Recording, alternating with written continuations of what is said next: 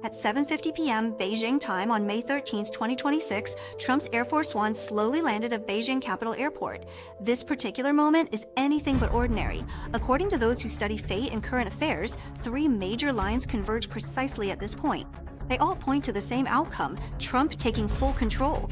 Xi Jinping sees it as fate, a mix of destiny and human action. Everything was decided at that very moment. And during the same summit, Xi Jinping quietly unveiled his dual electric innovation technology, solving a long-standing mystery right before the eyes of the world. The mystery of Xi Jinping's height. Every detail involving the two world leaders and their teams was scrutinized and interpreted with precision by cameras around the globe. That knowing wink exchanged between Rubio and Trump. Defense Minister Hexes shook hands with Xi Jinping, his face dark and grim. The look on Musk's face as he posed for a photo with Lei Jun, and on Xi Jinping's side, the ambiguous distance between Kai-Chi and Wang Yi also became a focal point for observers. Watching the world with Wei Yu. Hello everyone, I'm Chen Wei Yu. Yesterday, we talked about the behind-the-scenes power struggle at the Sichuan Opera meeting. Today, I'll continue to break down a few key highlights. Most importantly, I want to make it clear to everyone just how unusual the timing of Trump's visit to China is this time. Why do fortune tellers say this is the strongest combination of timing ever to crush Xi Jinping's luck? And what exactly is the logic of fate behind all this? When it comes to the same event, Wei Yu's perspective on timing is always a little bit different. If you want to know how I see things, don't forget to subscribe to my channel. And if you don't get notifications for new episodes, remember to check my homepage directly for the latest shows. Let's start by talking about three coincidences. As everyone knows, Trump's Air Force One landed in Beijing at 7:50 p.m. on May 13th. That means Trump happened to arrive in Beijing during the Gangsu hour in the East Ninth time zone.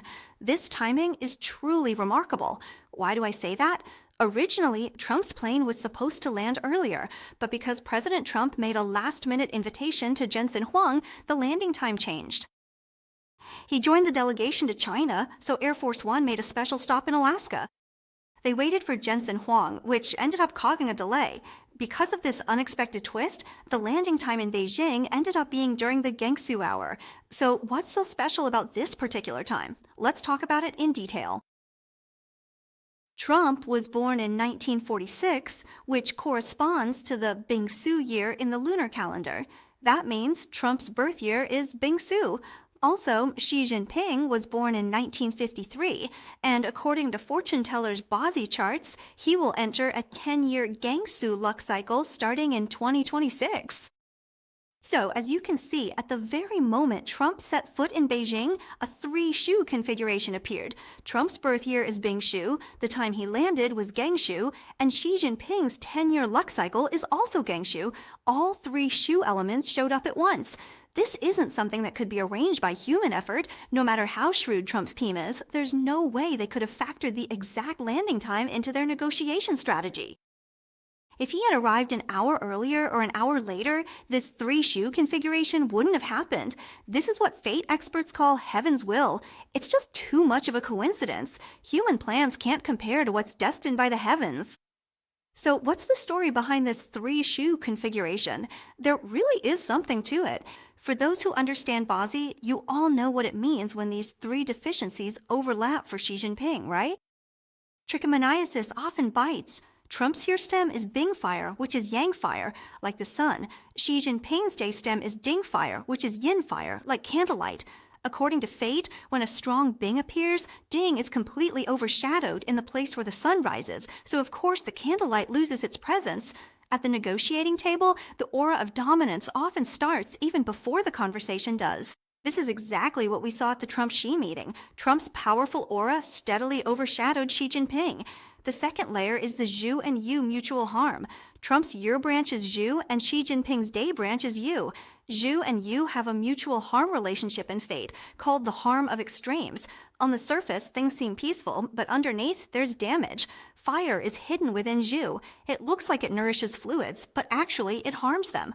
For Xi Jinping in this meeting, all the arrangements that seemed mutually beneficial actually hid undercurrents that were unfavorable to him.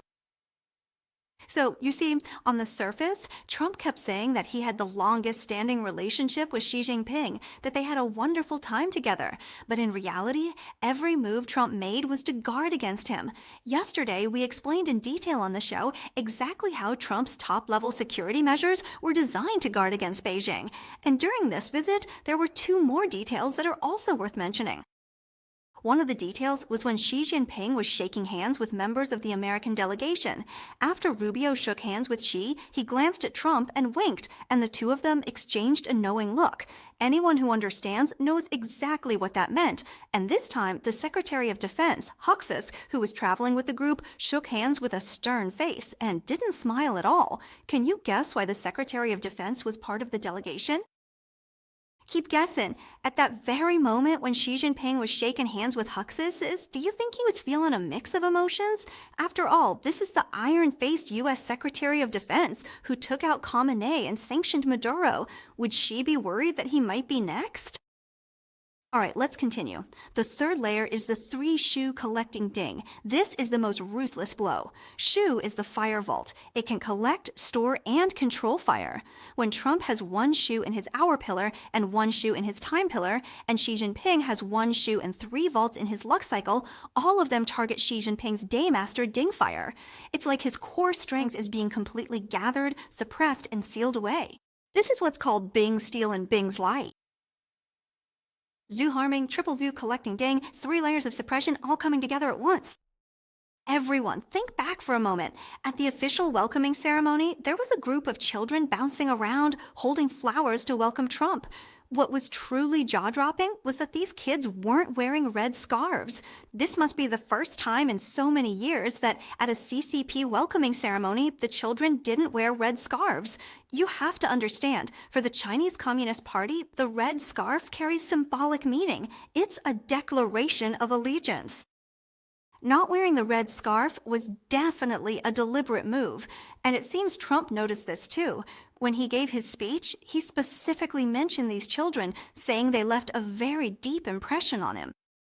So why did the CCP arrange it this way?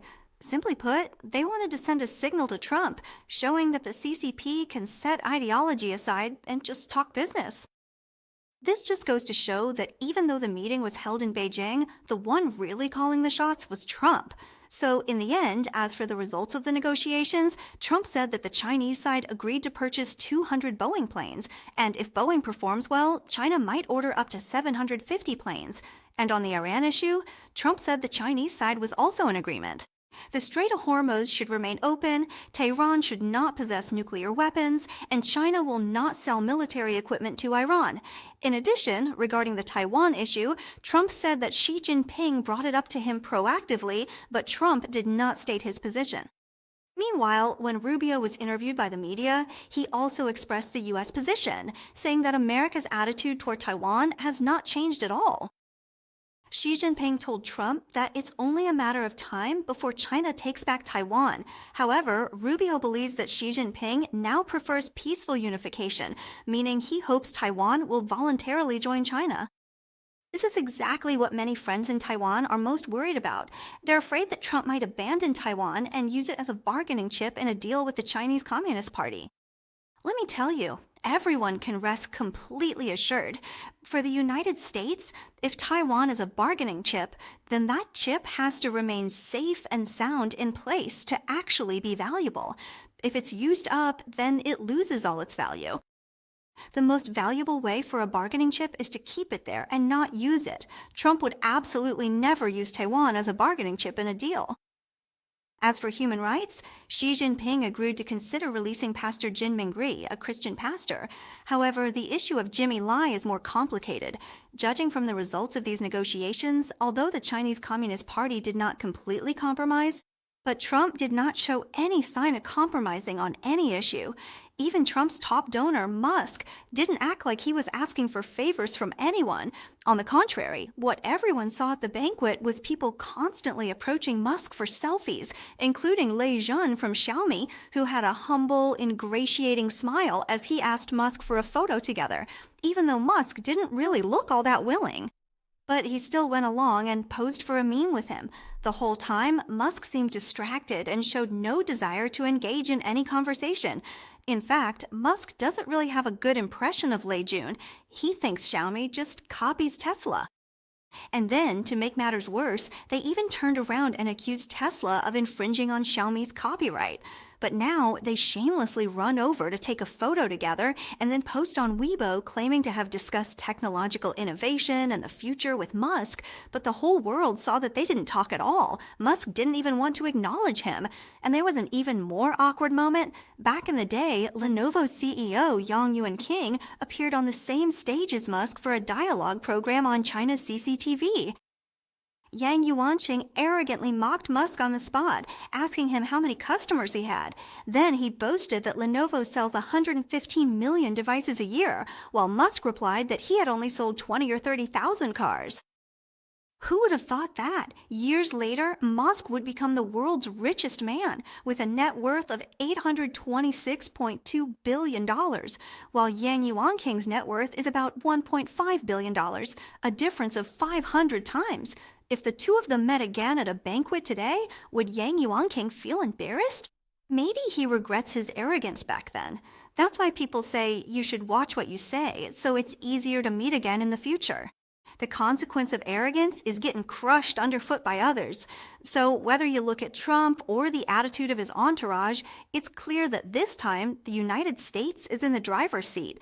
Xi Jinping will officially enter his Zhensu luck cycle on June 5, 2026, which means that this current meeting between China and the US is just the beginning of a three-phase situation.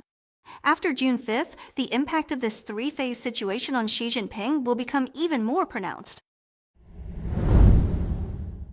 There are also two more details about this Trump-Xi meeting that, from the perspective of fate and traditional Chinese culture, are quite significant. On the morning of May 14th, Trump arrived at the East Fate Square of the Great Hall of the People to attend the welcoming ceremony. Right at the moment he stepped out of the car, a magpie suddenly flew by. This scene was captured by cameras on site and quickly sparked heated discussion among netizens. In traditional Chinese culture, the magpie is the most iconic symbol of good fortune. The image of a magpie landing on a branch has been a common auspicious sign for centuries, symbolizing that good things are coming and luck is on the way. This bird didn't come too early or too late. It just happened to fly by at the exact moment Trump got out of the car. Netizens left comments one after another, saying that this was a diplomatic messenger bird rushing over to bring good news to Trump. Even the magpie knows Trump is here to save the Chinese people. This is an even more profound and far-reaching auspicious sign. The Temple of Heaven was first built during the Yangli era of the Ming Dynasty, which was 600 years ago. It's not just an ordinary scenic spot or historical site. It's the most sacred space for political rituals in Chinese civilization. Only the emperor had the right to offer sacrifices to heaven here, praying for blessings and reporting to heaven on behalf of the people, asking for heaven's protection and favor. This is the most concrete symbol of the divine right of kings. The legitimacy of the ruler comes from the mandate of heaven. While at the Temple of Heaven, Xi Jinping explained to Trump that the Temple of Heaven and the Forbidden City are the same age, symbolizing the ancient Chinese concept of a round heaven and a square earth. Trump sincerely exclaimed, "It's exquisite, absolutely stunning. China is so beautiful." Xi Jinping's intention in bringing Trump to the Temple of Heaven was perhaps to welcome his distinguished guest with the grandeur of Chinese civilization and to showcase the depth of a great nation. However, within the framework of fate and the will of heaven, the symbolic meaning of this arrangement lies precisely in the fact that for 600 years, only the Son of Heaven was allowed to set foot on this land at the Temple of Heaven. And the one standing there is Trump. Heaven chose to deliver its message using the most traditional language of China. This man has come in accordance with the will of heaven. I remember someone once interpreted the 46th prophecy in the Tweebay too, saying that the white-haired old man mentioned there actually refers to Trump. The illustration for the 46th prophecy shows an elderly man clenching his fist, his face stern and commanding respect without anger. The way the old man clenches his fist is very similar to Trump's classic dance pose. This time, when Trump got off the plane and saw the children welcoming him, he even paused for about a minute. He even clenched his fist and did a move from the Trump dance. This kind of signature move is also a kind of fate at work, as if it just happens to correspond with the prophecy in the Tui too. The 46 prophecy says, "Dark and gloomy, no need for knives to kill. 10,000 won't die, but one can't escape." And Song's verse says, "A soldier takes the place of a worker, bluntly saying, 'I am the white-haired man.' In the east gate lies a hidden golden sword. The warrior enters the underground palace through the back door. A soldier takes the place of a worker, bluntly saying, 'I am the white-haired man.'"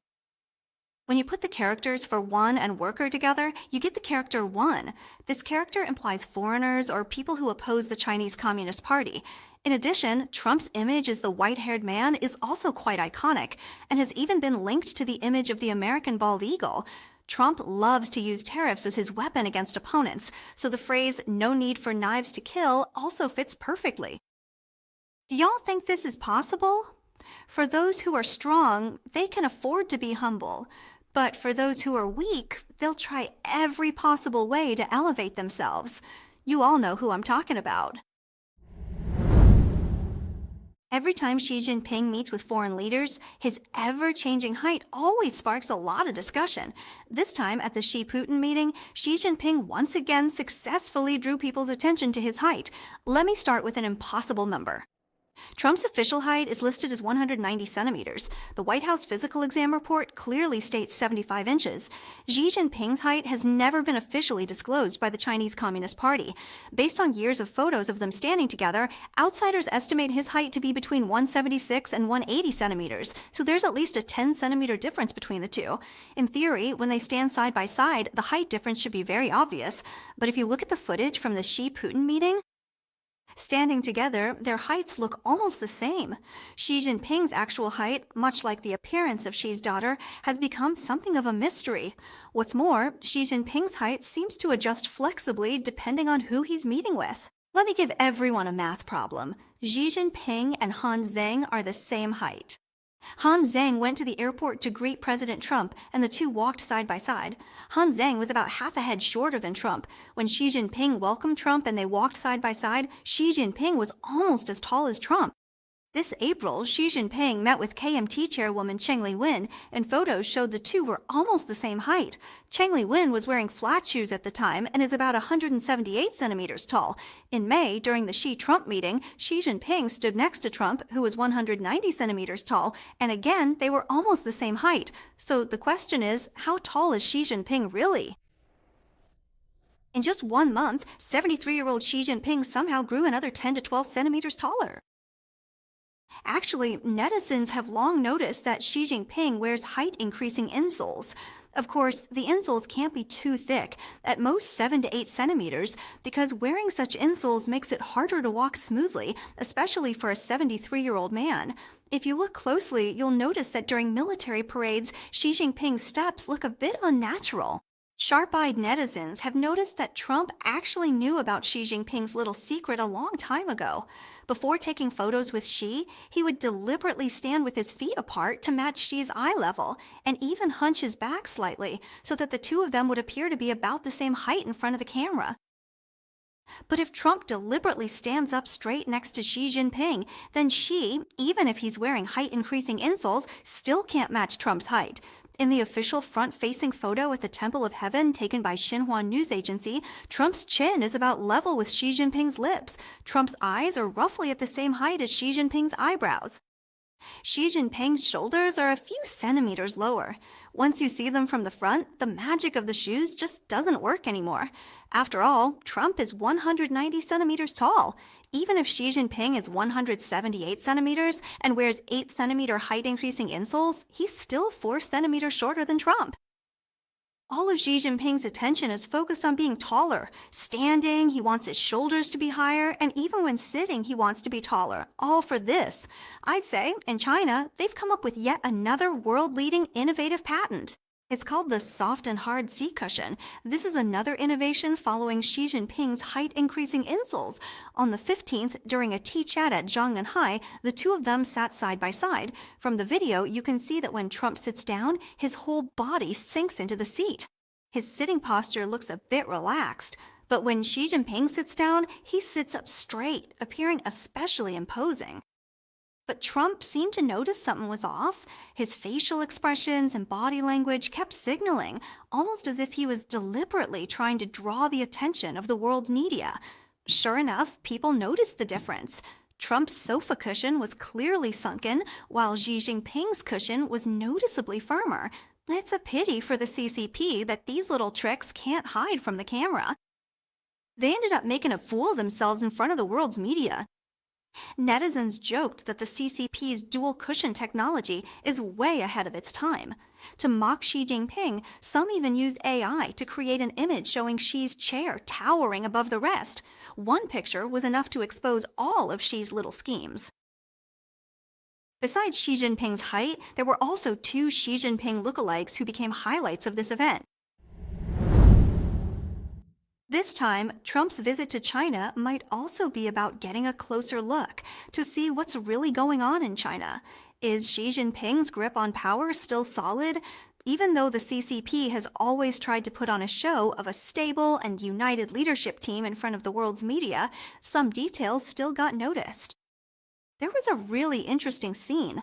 While Xi Jinping was shaking hands with the American delegation, Wang Yi, who was standing on the steps behind him, had his back turned and kept talking to his assistant. Kai-Chi, who was next to him, reached out and tugged at him. Wang Yi then got the hint and pressed Kai-Chi's hand with his own to remind him to turn around. So how should we interpret this little gesture? In my opinion, the relationship between Kai-Chi and Wang Yi is quite unusual because this kind of action is actually pretty intimate. It's something only friends who have a certain level of understanding and rapport would do. Later, another video surfaced showing Kai-Chi and Wang Yi sitting together. The two seemed to be quite close, the atmosphere was relaxed, and they were having an enjoyable conversation. Wang Yi even lightly tapped Kai-Chi's thigh with his hand, which really shows that their relationship is anything but ordinary. There's a rumor going around that Xi Jinping plans to hand over the position of General Secretary to Kai-Chi and the position of Chairman to Wang Yi. So when you put it that way, it really does seem possible. Even though Wang Yi is just the foreign minister, with the rumored background of being Zhou Enlai's illegitimate son and having that legitimate red bloodline recognized within the party, it would be easier for him. So when you see Trump visiting China, there's definitely a purpose behind it. He doesn't necessarily have to sign a negotiation deal for it to be considered a success. Going deep into the lion's den to see things for himself is also a kind of gain. Even we bystanders can pick up on a thing or two from these snippets, so Trump must have gained even more from the process. This will only give the US a greater advantage in the future of the US-China rivalry. Alright, this is Micro Rain talking about the wonders of the world. This is Wei Yu looking at the world. See you next time. End of the line.